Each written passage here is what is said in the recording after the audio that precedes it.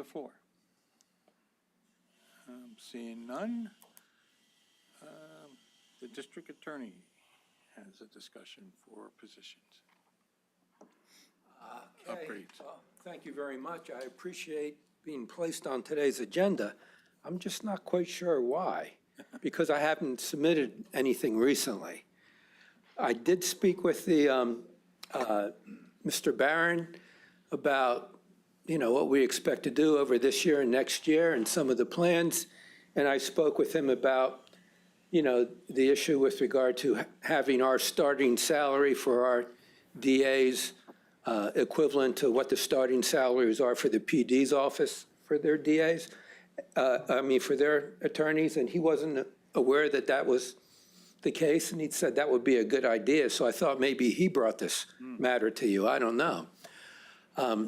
I have a new DA starting on Monday, Francis Donchez. He's the ex-chief of police from the city of Bethlehem. I submitted that information weeks ago. I don't know. Is that something that I need to discuss with you? That's a new hire, Mr. Donchez. So what I have in front of me, it's your committee, but Yeah, go ahead. I have that it was received in July, and the request was 2 resolutions that you wanted to submit Right. to personnel and county council at next week, which would have been the meeting we had before. Exempt position under the county code. So is this the person that we already approved, or no? Well, you approved the exempt position for my chief county detective, Brad Jones. That was at the last meeting. Mr. Donchez wasn't presented because I was told that I don't have to do that. Even though I submitted the information and it wasn't presented to you, I was just hiring another DA to an existing position. I don't care. I'm happy to talk about that if you want.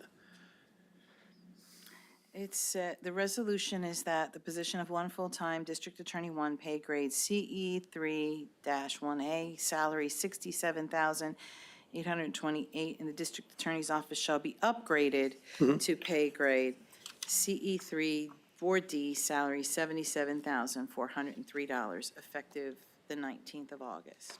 Yes. So it is a salary upgrade. Yes. It's 3 steps, and the sheet's attached, but it's not signed by Mr. McClure.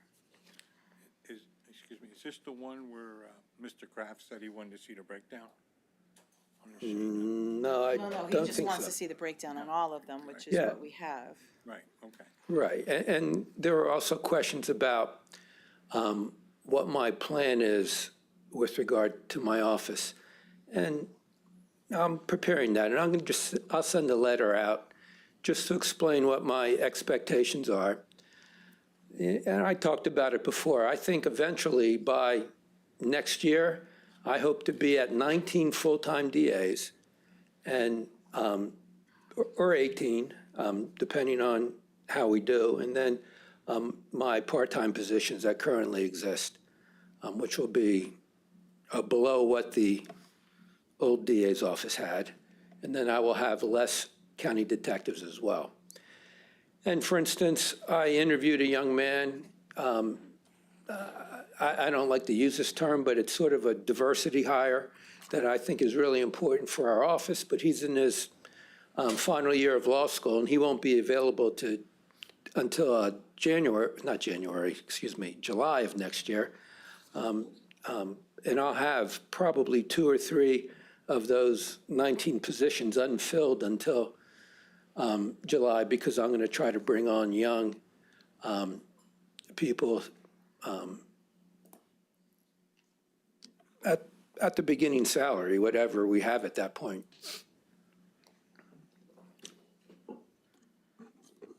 All right, so this was, you submitted this with the detective thing and that kind of. Originally, yes, yes. So for the second one, it was a little bit unclear whether you were filling a vacant position that had already been upgraded. So I thought when we talked, what we came down to was that you had this position that you wanted upgraded from a 1A to a 4D for this hire. You're going to ask me a question that I can't really answer, and let me explain why.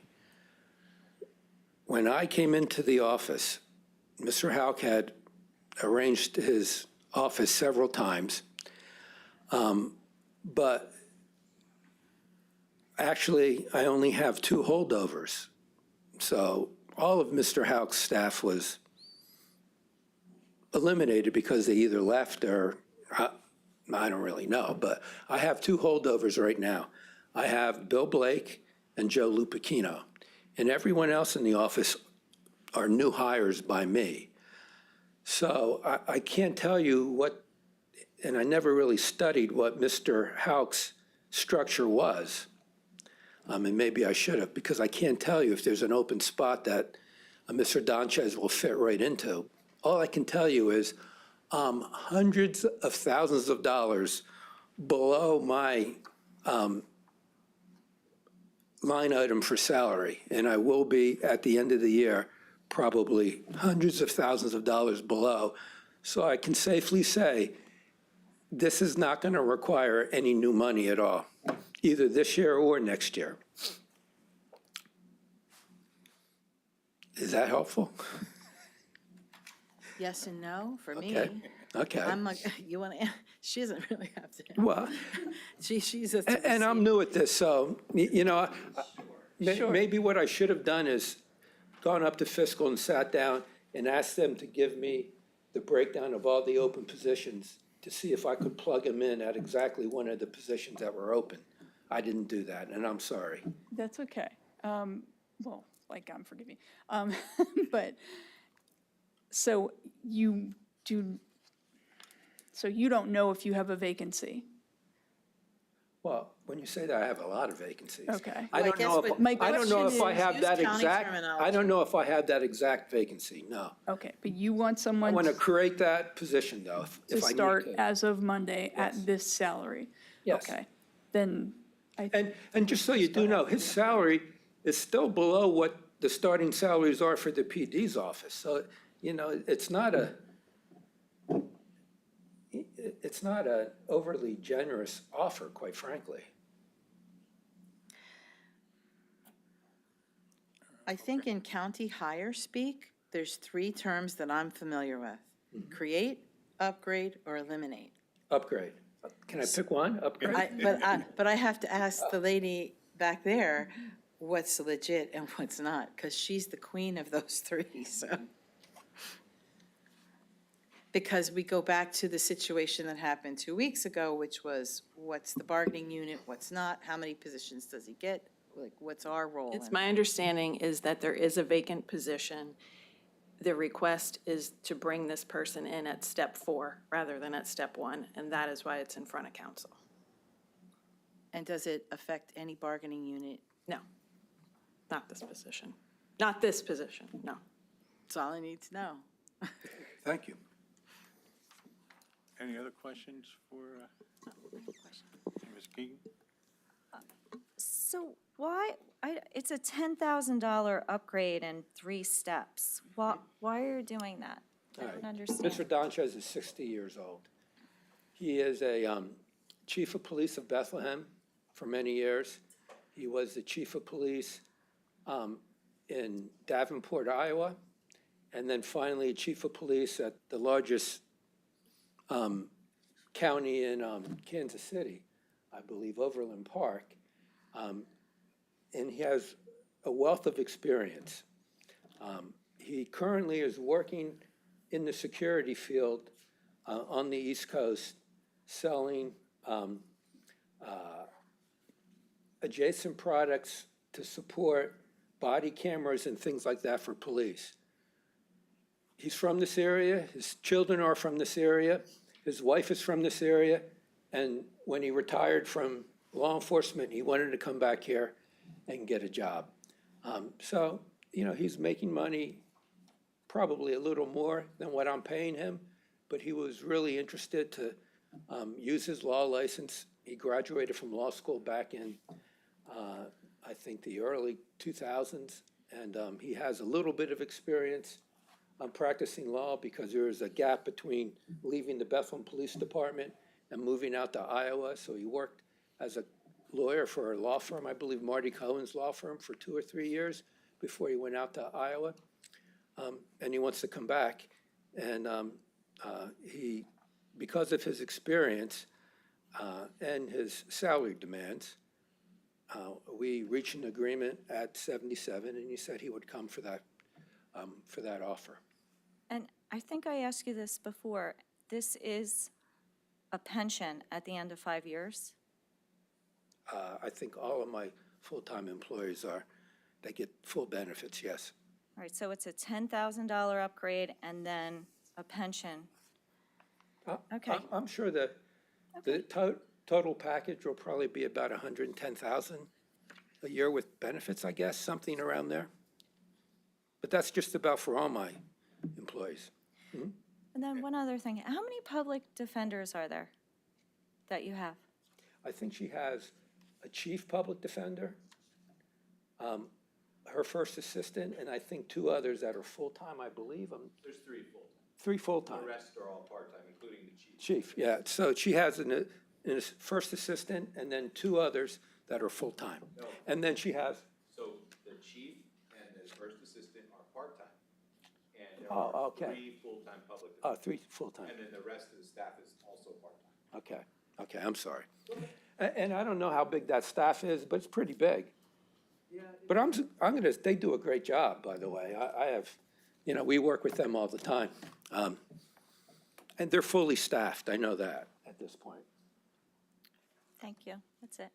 I'm sorry, it's not my office, so I didn't have the exact figures. Any other questions? I have one, though, Mr. Brada. And I always think about this when I see it, and it just doesn't come back to me. Do you have any reservations going to create a crime lab over at the Forensic Center? I know Mr. Houck didn't want to do that. Well, I've been in discussion briefly with the county executive about that. Not the rec center, there's no way we can compete with that. That's about a $3 million a year operation, a standalone operation. We access that and we pay a little bit of money for the access, but we don't use it nearly as much as the Lehigh County DA does. There's a Petzold lab too. That does IT work with regard to criminal investigations, downloading phones and computers and things of that nature. And they are a contract with us that we pay for along with Lehigh County. That's run, actually supervised by Lehigh County, and it's part of the DeSales University program. The county executive and the coroner and myself talked about the possibility of trying to do what the Petzold lab does internally, but from the research I was able to access with regard to staffing, the licensing for the technology and the infrastructure, I think that it's an expense right now that I don't know that Northampton County wants to undertake. I'm happy to participate in that, but at this point, I don't think we're going to be able to do that. Petzold? Yeah. I think on my budget, it was about $50,000 or so. Yeah, we're not going to be able to duplicate that nearly for that kind of money. It's going to be a lot more expensive. I would love to have my own, but I'm going to get by with Petzold. Okay, I'm fine the way it is. And how much are we giving to what are we at? The Rick, what are we I doing? forget the Rick. The I mean, Rick- I realize that I'm The RIC right now, unveiling stuff that we'll be doing again in October, but the RIC right now is really a bargain. I think we only spent $100,000 on the RIC. Jim Martin tried to sell me a partnership for $1.5 million, and I just laughed because there's no way we're going to access the RIC Center to get that kind of value from it. We occasionally use them, and they're very good to us, but we can't afford that kind of money. Yeah, I was just wondering, because I had some local law enforcement ask me Well- if that would ever happen, and The RIC is very impressive, and I'm sure they'd be happy to show you around. I went on the tour and I was very impressed. They have a lot of people, though, associated with the RIC because they have almost a $3 million a year budget for that. anything else? Motion to move forward if there's no more discussion or questions. I'm good. Move forward. Thank you. Thank you very much. Thank you, Mr. Brown. Okay, next item on the agenda is discussion regarding United Steelworkers Local 2599-30 and the Northampton County Graysdale term sheet. And who has all that information?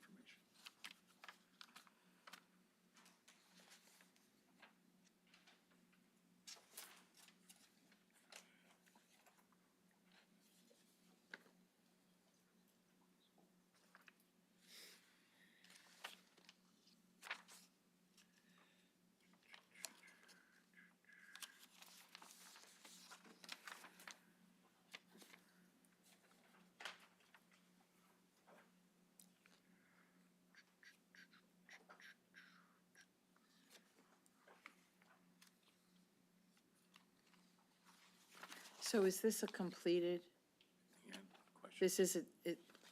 this is a term sheet, but it's not the MOU, so is this just where we are, or does it have to, like, I guess we're in the No, process. man, and I'm happy to report that all of our organized employees, which encompasses 2/3 of our workforce in Northampton County, is under contract with this contract. These are the terms of the contract that have been settled and voted on by the membership and approved by the membership now before council, for council's consideration. These are the only changes to the agreement. There are no other changes, material or immaterial, to the contract. So what's before council is the contract, essentially. No other changes to work conditions were made that aren't included in the term sheet that you have in front of you. So then beyond this, are we gonna get an MOU later? No, you can you may have a copy of the whole contract if you choose to have it, that's your prerogative, but this is the contract. This is the deal? Yes. For your purposes, this is the deal, yes. And is it, I guess it's retroactive, correct? Yeah, yes. Well, no, this is the new, this Because is it the says new deal, effect, right? oh, it says effective January 1, Yeah, 2021. yeah, this is the new deal, yep. Yep, no retroactivity in this. So when? All right, okay, yes, thank you, yep. Hey, if they're happy, we're happy, right? They're happy. Motion to move forward if there's no questions. I'll do it. Not to rush, but, Yeah, no, not at all. so dare I ask, when's the next contract due? Or are we good for how long? Dare I? Well, that says 2026 with them, but you So said all AFSCME Graysdale expires at the end of this calendar year. We're already talking with them. The detectives, the district attorney's detectives contract is being negotiated now. That expires at the end of this year, Mary Lou? Yep. So, we're in a constant, when 2/3 of your workforce is organized, you're sort of constantly negotiating contracts. Okay, thanks. You're welcome. Thank you, thank you. Okay, next item on the agenda is resolutions pertaining to the staff appointments, or county staff appointments. Any questions or comments? Motion to move forward to the agenda for both. Okay, thank you much. With that, is there any other business that needs to be done? I'll take the motion to adjourn. Motion to adjourn. So moved.